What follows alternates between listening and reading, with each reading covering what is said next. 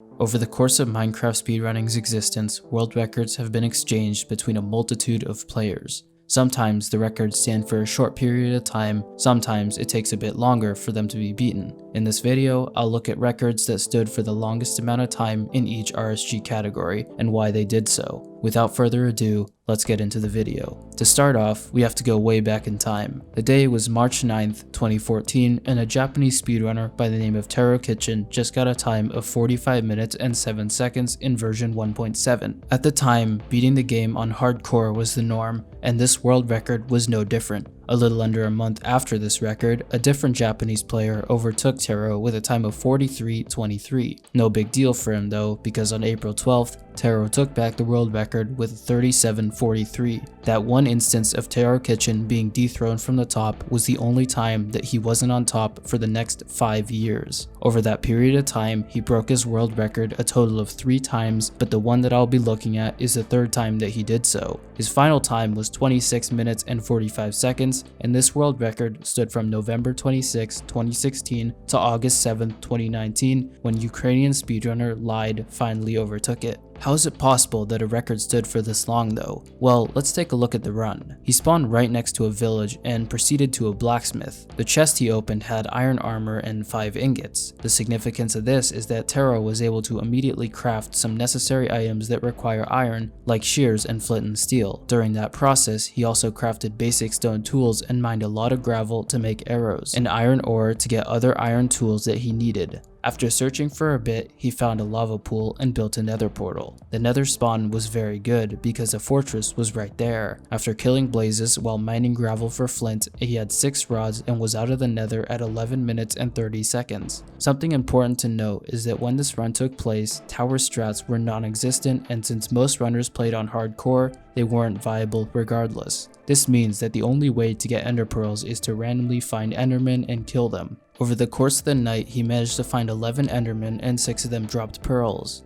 This meant that he was off to the stronghold with 6 eyes of ender. When he entered the stronghold, he found 2 pearls in the chest, and upon entry into the portal room, 4 eyes were already in the portal. The odds of getting a 4 eye is under 2.5%, and when he saw this, he started freaking out a bit.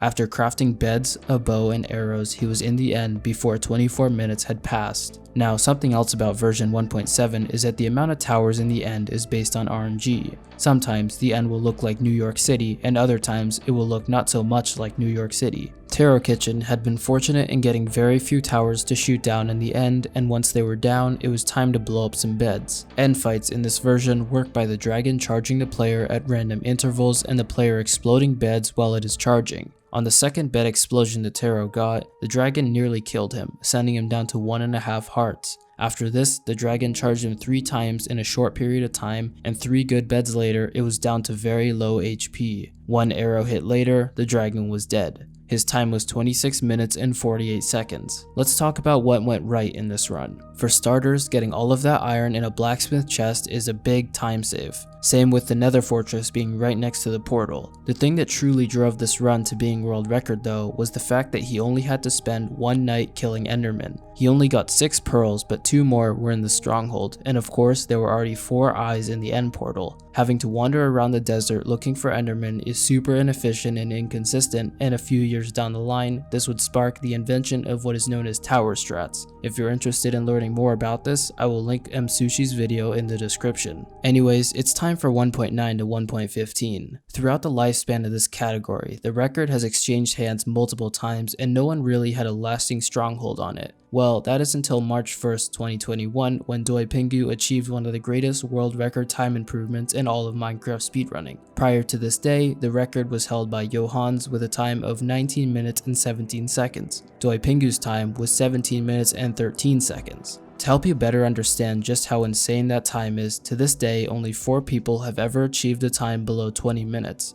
What made this run save so much time though? Well, let's break it down. Before I get into it, he was running in version 1.14. He spawned on a coast, and after running along it, he spotted a village. In this village, he got basic stone tools along with some doors, a boat, and beds. The biggest thing that he was able to get from the village though is a villager. This is known as pirate strats because how it works is by taking a villager from a coastal village and traveling with it in order to be able to do trades whenever the player can. After setting sail with a guest on his boat, Doi Pingu needed emeralds and gold to trade with the villager, and he would get those two things from shipwrecks and monuments. He got 10 emeralds from his first shipwreck and then proceeded to a nearby monument where he got 8 gold blocks. After going to his second monument, he found that he had enough iron to enter the nether, and with a nearby magma ravine, he did just that. His nether spawn was directly underneath a fortress, and a short time later he located the spawner. At the spawner, he got slightly above average drop rates, and at 10 minutes he exited the nether. After a bit of traveling, he managed to find another monument which basically guaranteed that he had enough gold to get his ender pearls.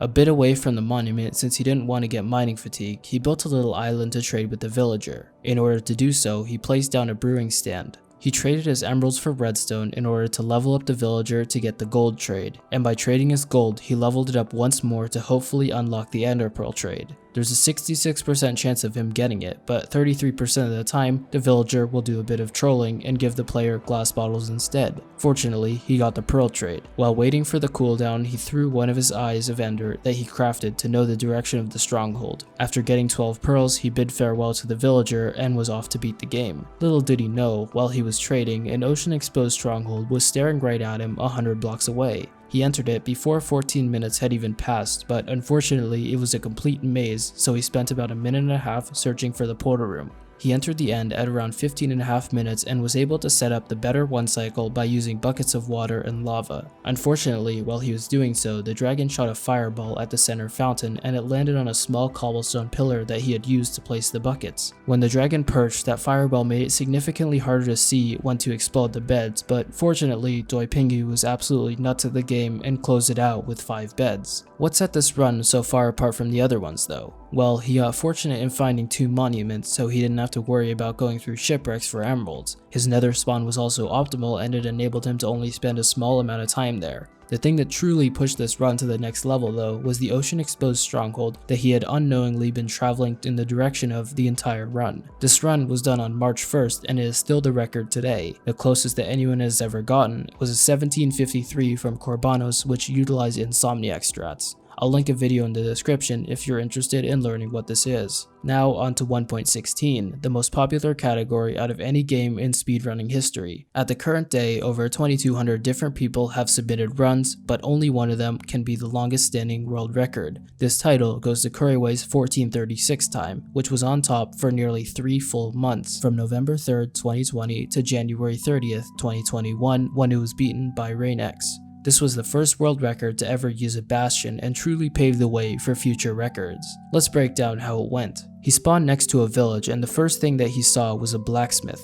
After getting a bed and some food from a house, he opened the blacksmith chest and saw 4 iron ingots, 7 obsidian, and some bread. This enabled him to craft an iron pickaxe and still be able to enter the nether with the iron dropped from the iron golem. After getting a few more beds, he killed the iron golem, crafted a bucket, mined some gravel for flint, and found a lava pool. He was in the nether at 4 minutes and 50 seconds. One of the first things that he saw in the nether was a bastion, so he mined some gold nugget ore in order to craft some gold boots so the piglins wouldn't attack him. The bastion turned out to be a bridge which has all the gold blocks exposed in one area. He mined all of them and saw a good amount of piglins down below him, so he decided to just trade with them over there. Keep in mind, this is before optimized bastion routing existed. At just over 8 minutes, he had enough obsidian, pearls, and fire resistance, and he didn't need string since he got beds from the village. 1 ender pearl throw later and he spotted another fortress. It had the added benefit of being in a Soul Sand Valley biome, so more random blazes spawned. After going 6 for 8 on rods, he was ready to blind. At 10 minutes and 55 seconds, he was in the overworld and found himself under an ocean. His first eye throw took him in a direction where he was hugging the coast, and his second one turned left very hard. After making his way to a little beach, he threw another eye and it went straight down. Here is your speedrun tip of the day. Chunks have specific X, Y, and Z coordinates, numbered up to 16. If you know the exact chunk that a stronghold is in, dig down at the X4, Z4 part of the chunk, and you will always hit the entrance of the stronghold. Anyways, this is what Kuriway did, and after entering the stronghold, he found the porter room pretty quickly. He entered the end at around 13 minutes, and upon entry, he made his way to the top of an obsidian pillar. This was before it was known that you should actually face north-south to make the dragon more likely to perch, because he was facing east-west. Regardless, he got the perch, and one nervous 7-bed slap cycle later, he had the world record. As I stated earlier, this record stood for nearly 3 months. What made this run so good is not because something extraordinary happened, but rather because nothing went wrong in the run. His blind travel time was around 11 minutes, and the only real comparison for this pace is D-Max's 1726 run, where he was out of the nether at 12.5 minutes. His blind travel distance was around 350 blocks, which is really solid, and he was able to route the stronghold very quickly. To top it off, the dragon didn't take too long to perch. I think the fact that nothing went wrong in the run is what made the record stick for so long. Before I move on, I want to show you something really cool about this seed. It's extremely hard to see and blends in almost perfectly with its surroundings, but the porter room was actually ocean exposed. In an alternate reality where he sees it, this could have been a sub 14 and maybe even have stuck as the world record until 2-letter name got his 1212 on February 24th, 2021.